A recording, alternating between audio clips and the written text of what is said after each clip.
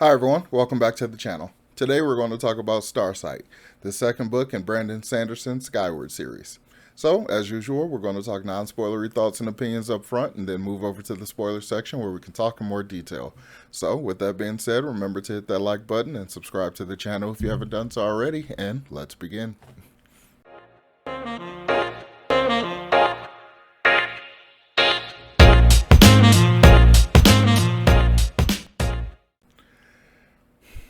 So, Starsight is the second book in the Skyward series. To my knowledge, I think there will be like 4 books in the series. And this one kind of changes it up from the first one. As I said in my review for the first one, I liked it, but I had some issues with it where it really shows its YA nature. There's some stuff about it that is very much young adult fiction, and it kind of, it bores me and it's kind of not my taste. So it kind of affected my overall feelings toward the book. But by and large, my feelings were more positive than they were negative. I really liked all the sci-fi aspects of it and all that kind of stuff. So when we get to the second book, I expected more exploration of these characters because I didn't really care for Spencer as the main character. I didn't care for her as much as I care for the side characters, the other members of her flight. So I was really looking forward to the second book so we could actually learn more about those people and see those relationships develop and see how it all will play out. But that wasn't the way it was meant to be, apparently. While Starsight continues the story of Spencer and like learning about all the stuff that's going on with her and the humans that are on detritus and the aliens that are pretty much trying to keep them on detritus. So we still continue that story, but we do it in kind of a different way than I was expecting. So instead of just continuing with our main cast, Spencer goes to a different location and we meet a total new group of people, and the entire genre starts to change. It goes from regular military sci-fi kind of stuff like the dogfighting and the aerial battles and all that stuff to a bit of a spy thriller in this one. So in Starsight, a unknown alien crash lands on detritus, and we find out that that alien is actually like an ally to the humans. And because of the situation that's been presented, Spencer is able to basically take her position and go to this other location where it's basically another flight school. So the story is kind of similar to the way the first one was told, but it's in a totally different setting, totally different group of people, and we understand more about the world building. So the second book is very much more about explaining the overall universe that the series takes place in, along with like giving Spencer some more skills and letting her learn more and just being less ignorant because of the fact that she's just stuck on this planet. So Brandon's writing continues to be really good here. His characterizations are very solid and very understandable. But like some of the characters that he creates aren't my favorite characters, even though I love so many of his characters. But I think that's just a good mark of him as a writer. The fact that the character can be well written and I can recognize that while still acknowledging the fact that I don't like them as a person. So there is that. So I really appreciate the fact that he can do that. So I can appreciate it as a piece of writing while also, having my emotional feelings about the character themselves. So we also get to learn a little bit more about how psionics work and about the way their warp engines work and stuff like that. So there's like, this book is very much a expansion of the world building and explanations to things that we didn't understand before. There's quite a bit of exposition, but it's handled in a very engaging way. And we learn more about those evil eyes that were watching Spencer when she would use her psionics before, like in the first book and stuff. So we kind of learn more about that, which is very much a big world building part because I think it has greater implications to everything that'll be happening later, more so than is, presently explicitly shown. I feel like that's kind of a Brandon hint that this story is going to expand differently than we would expect, and that pretty much everybody is predicting, because it's definitely like shot all my predictions right in the face, and now I have to almost completely recontextualize it in order to like get back into the story properly and not just dislike it because it's not following my expectations. So while this story is a solid shift from the first one, it's still a very enjoyable read once you get used to the total shift in the way it works. Like while the story is familiar and the way that it's told kind of similar to the first one, but it's completely changed everything else around it and all the meanings of everything. So when you kind of get your head in the right space to see the direction that Brandon is taking this, then I think it's a lot more enjoyable. So let's go ahead and wrap up the non-spoilery section here because I want to get into detail about the main thing that basically formed my entire opinion about this story, and I can't talk about that without getting into spoilers. So, spoiler warning for Starsight by Brandon Sanderson.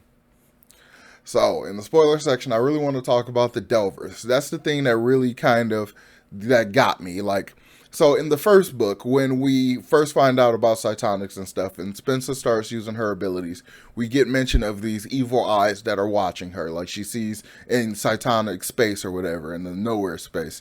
Like, she sees these eyes, and basically it's an awareness of this presence that's watching her, that hates her, that doesn't like her and stuff.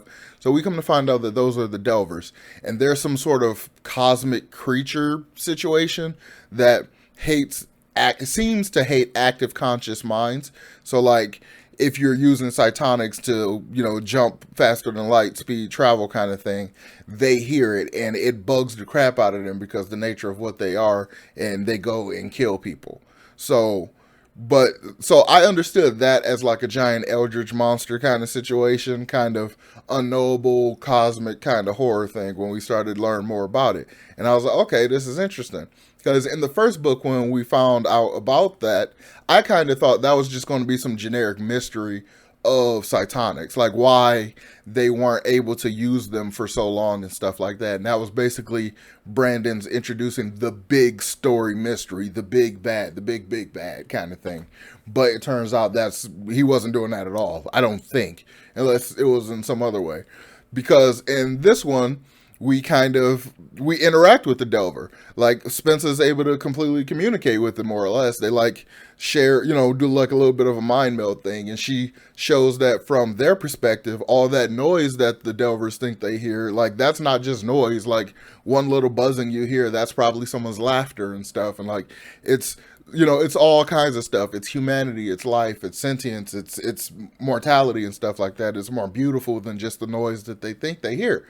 So it kind of like takes that and understanding, like, oh, my bad, I didn't know you were real, and like, I thought it was just an annoying noise that we were just trying to get rid of or whatever. So that one leaves. But the nature of these creatures kind of implies that they aren't a cluster of them around and like they all know each other or anything like that, because if they hate noise, then I don't think that they will really communicate with each other. So this is where I kind of go back and forth. I feel like they are the big bad. Like, they are clearly the thing that's stopping Cytonics from being used. Like, they're the big issue. And clearly this isn't a thing that was an issue before, like when they had those wars and stuff. So, because it was clearly, Cytonics were used like all willy-nilly at one point. So this is a new situation. So something has changed. So I was kind of taking that as this is the main thing that we're dealing with, and this is what we're going to have to try to, get rid of in order to get back to like what everything was before, apart from dealing with the whole humanity being terrible enough to be on a prison planet situation. So that's kind of where I'm sitting now. Like, I'm a little underwhelmed by the Delver's resolution, at least that one Delver resolution situation. But I'm also kind of intrigued because of the idea that maybe we dealt with this one, but there's, millions more that's still, stopping humans from using Cytonics, like, by and large, just on a larger scale or whatever. So maybe they are distinctly different in their approach. Like, maybe this one will hear, oh, they're human or whatever, let's not destroy them. But another one be like, I don't care, you're still making noises. Like, so maybe it is still a big bad, but maybe it's not a big bad. Maybe there's like, learning what we've learned will allow them to basically deal with it and kind of move forward from there. So maybe that's what Brandon's trying to go for. I don't know, but it's very interesting because this is a YA series, and the issues that I have with it are not typically the YA issues that I have. While yes, some of those issues do exist, but the issues that I'm having with this is more about me being a constant Brandon reader and failing so miserably at predicting what he's doing, I guess, because I felt like I should have been able to just see the series from the first book and just kind of predict where it's going and just enjoy the ride and, see what twists and turns Brandon will add to it. I didn't really expect the whole second book to immediately start off and then be like, nope, not what you thought. Like, we're doing something totally different, but not exactly totally different. So it took me by surprise. But especially after some time, I let this book marinate and I reread it not long ago. So it's kind of, grown on me a little bit. I'm more interested to see what Brandon's going to do with the rest of the series and less disappointed in the fact that it didn't turn out the way I wanted it to. So now I'm very much just along for the ride, and I want to see what he wants to do with this. And I've heard somewhere before someone mentioned that this might be like practice for him doing Mistborn Era 4, because that's supposed to be like space opera and like all sci-fi and stuff. So from that perspective, I also like it, because if this is practice, then I'm really interested to see if I'll be able to pick out the lessons that he learned later when we get to Era 4. So yeah, I guess I have to give it an overall positive opinion, but there's definitely some stuff that definitely detracted it for me. So I think the enjoyment of this one is going to be really dependent on how and why you enjoyed the first one. So your mileage may vary.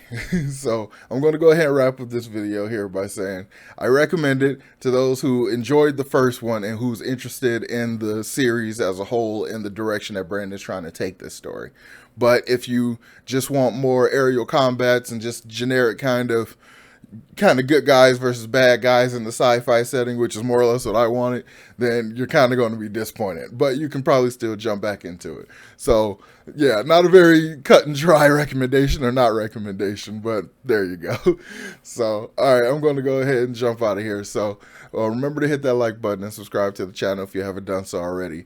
And if you've read Starsight, let me know what you thought about it in the comments down below, and I will talk to you all next time. Peace.